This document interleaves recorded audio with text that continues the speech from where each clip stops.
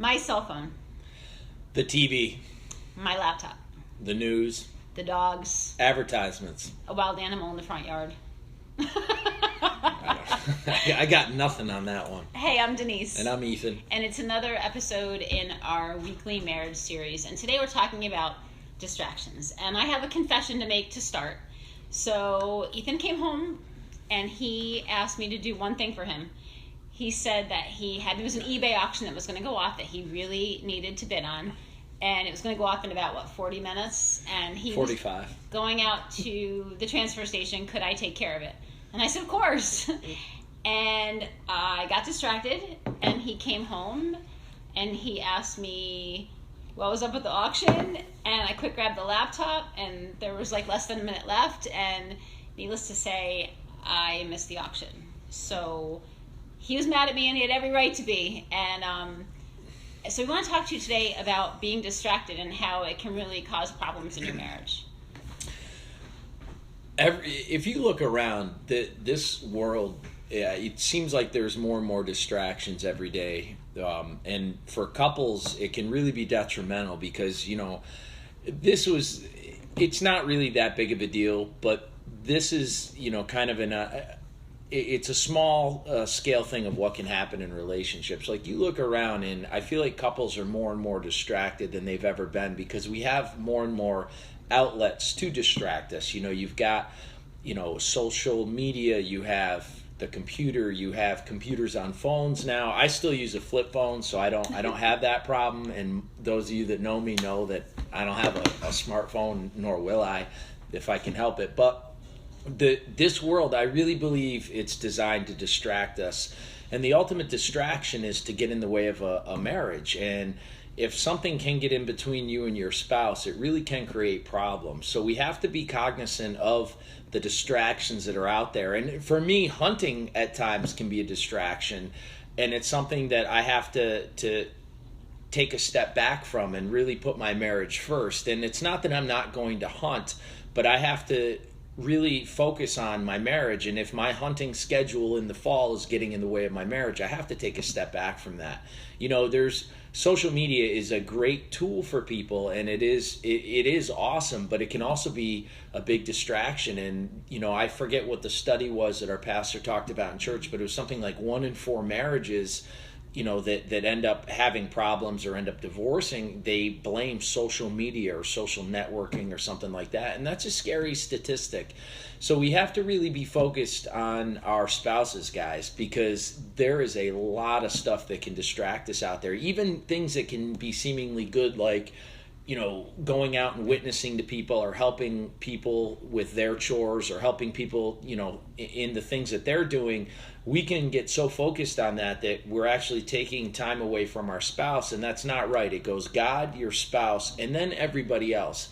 So if there's things in your life, whether it be the news, I see the news distracting tons of people, and not just couples, but people in general. But if there's things that are getting in the way of your relationship, you have to take a step back from that. We really, our spouses come second only to God, but they come before anybody else. And that's male, that's me and Denise, you know what I mean?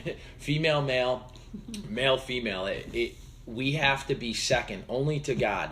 Everyone else comes after us. And I know that may be a shock to some people, but when that hierarchy is set up properly, it really is it's a blessing, and it's something that we have to maintain. And when we do maintain it correctly, your marriage will thrive because of it. But turn off the TV, get the distractions out. If Facebook or Twitter or whatever the social networking things are getting in the way, or if, hey, I've had that. This has been something that Denise and I have talked about in the past. I said, hey, I really feel like you're on the computer or the laptop too much.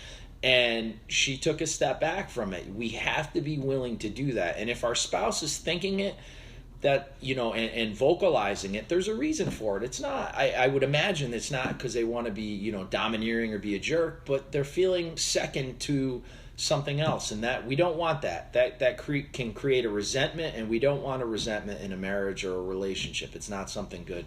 And time management, I have to say, Yes. because even the supportive, I work from home, and I'm doing everything on the computer and on the telephone, and he's very supportive of that. So the fact that he asked me to do it and then I just got distracted, I have to be better about scheduling my time and managing my time. And I am working on it. I'm taking a class to really get things done, but also to make sure that I'm keeping my priorities straight. And so this was a good example. Real life happens sometimes, and we actually learn from it. So I am sorry I missed your eBay. And I forgive you for Aw. dropping the ball and missing the eBay that I've been waiting on all week. And I'm just going to clarify. This isn't something for me and that I even wanted.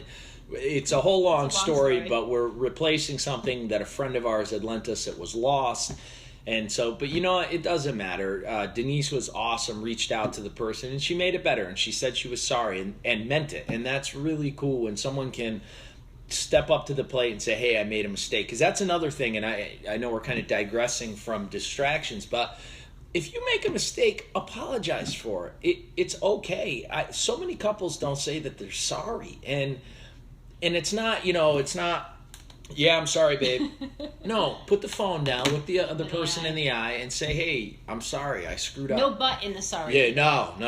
If there's a but in your sorry, there's a but in your sorry. I know. No, but really, it's I'm sorry I did X. It's not you do. Oh, I have been guilty of this even today. Well, you've done it before. It's like, no, it's not the way to do it. It's not how it rolls. Not how it rolls. Look, we're not perfect. We screw up. I shouldn't have. I was angry. I was annoyed, and but that's life, and it's okay to make a mistake in a marriage. Just make up for it. Say you're sorry. Mean it. Look the person in the eye. Let them know that you love them more than anyone else on the face of this earth, and it really it will pay dividends in your marriage. Just step up to the plate, guys. Put the distractions down.